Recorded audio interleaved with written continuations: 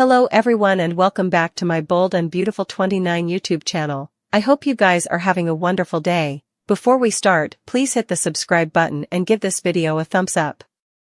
Taylor Hayes is back in city again, and she's keeping a deadly secret.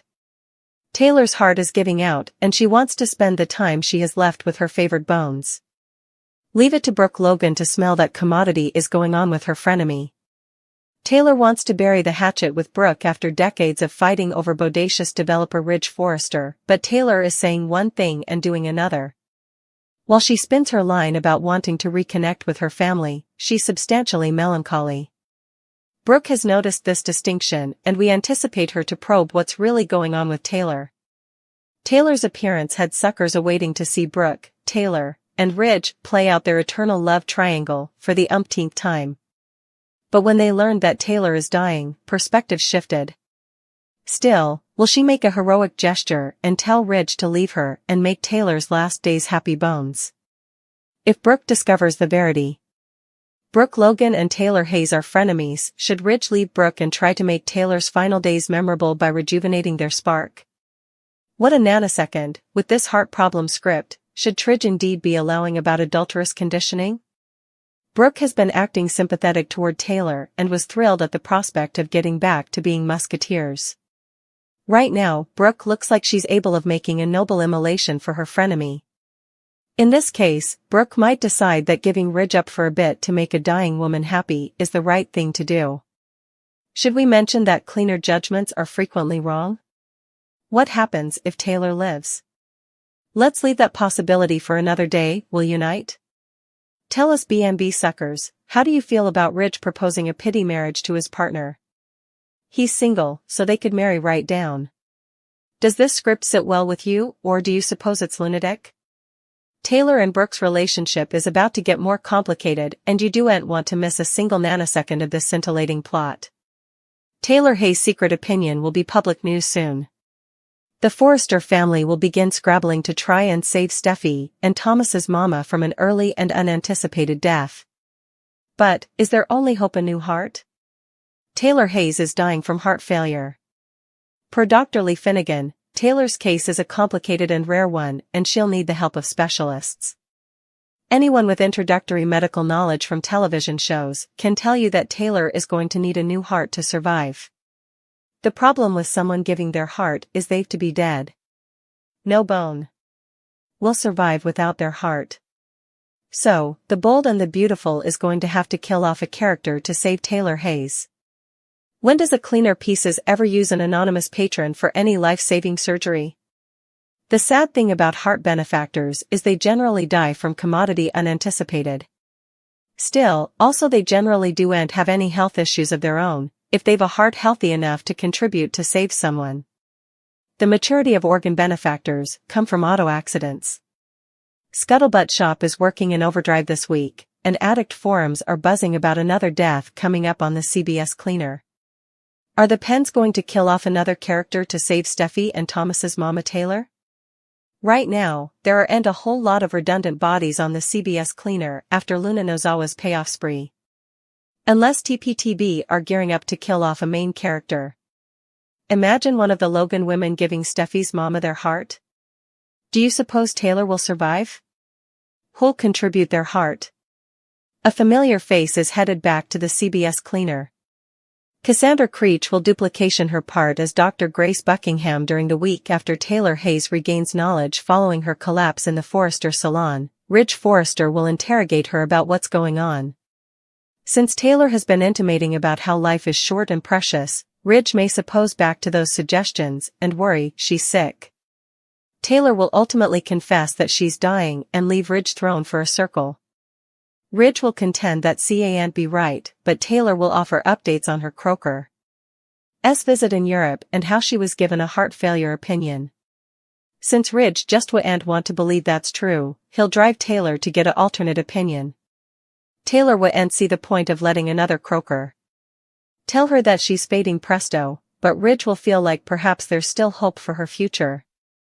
Of course, Taylor lately turned to Lee Finnegan for a list of cardiologist recommendations. It actually doesn't make sense for Taylor to push back on Ridge's alternate opinion idea, but it doesn't matter since he'll get through to her anyway. Grace Buckingham is Paris Buckingham and Zoe Buckingham's mama, but she'll be back in Croker mode this time around. That's not all that surprising, since the last time Dr. Buckingham was seen on the show, she was serving as Katie Logan's Croker as well. In December, Dr. Buckingham told Katie she was a walking phenomenon since she showed no signs of heart transplant rejection. Will Dr. Buckingham have some good news for Taylor, too? Could Taylor have been misdiagnosed and actually have some stopgap after all? Taylor will have her dubieties about the opinion Dr. Buckingham offers, so she may not know what to believe presently. Our prognostications point to some stunning developments in Taylor's medical case, so stay tuned. Suckers can anticipate Taylor Hayes to get an alternate opinion. Still, Dr. Grace Buckingham has a different opinion for Taylor. Meanwhile, Brooke Logan learns the verity about Katie Logan's fear. Keep reading to find out what's coming up in the CBS Cleaner pieces. Ridge Forrester will continue tending to an unconscious Taylor. Indeed, though both John Finn Finnegan and Bridget Forrester were in attendance, they weren't in the area at the time of Taylor's collapse. So, either one of the Crokers will show back over or Ridge will call 911. In any case, Taylor survives, but has some serious explaining to do. Once Taylor gets to the sanitarium, Grace will run some tests on the case. Indeed, though Taylor had a Croker in Europe tell her it's heart failure, she no way had tests done to confirm that. So, when Grace runs tests on Taylor, she'll have a fully different opinion. With two Crokers each giving an opinion, which one is accurate? As Brooke tries to find out why Katie isn't reuniting with Bill Spencer, a shocking verity is revealed.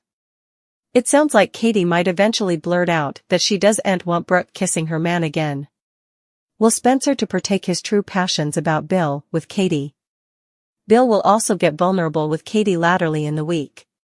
Indeed, though Katie seems to still love Bill, that's no way been their issue. It's always been about trust. Bill can make all the pledges in the world, but can he bear this time? Also, Taylor will be skeptical about her opinion. Taylor's first opinion or the alternate one she's getting this week? The spoilers don't specify, but it sounds like Taylor is facing a medical riddle, just as Eric Forrester did. I've this strange feeling that the point of Taylor's deadly plot is so she can be cured by Ridge's love. I could be wrong, so stay tuned. Katie Logan has lately offered Will Spencer a new path for his future. As a Spencer, he'll always have a spot at Spencer Publications if he chooses, but he's not obliged to accept it. Katie brought up the idea to Will about pursuing a job at Forrester Creations. While she's not pushing him into a decision, she'd be thrilled to see her son working at the same company. Carter Walton was also on board with the suggestion and sounded eager to help Will find a position if he decides to go that route. There's no mistrustfulness that there would be a part for Will that would let him showcase his unique chops, whatever they may be. Still, R.J. Forrester didn't feel too agitated about the possibility of Will joining the Forrester platoon. R.J.'s response makes it apparent that he prefers Will to remain in Spencer home, or immaculately, return to Europe. Still, Will is determined to stay and appears ready to sculpt out a career at Forrester Creations.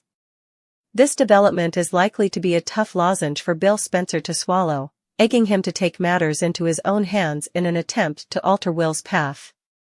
Bill naturally envisions Will following in his steps and joining the Spencer heritage.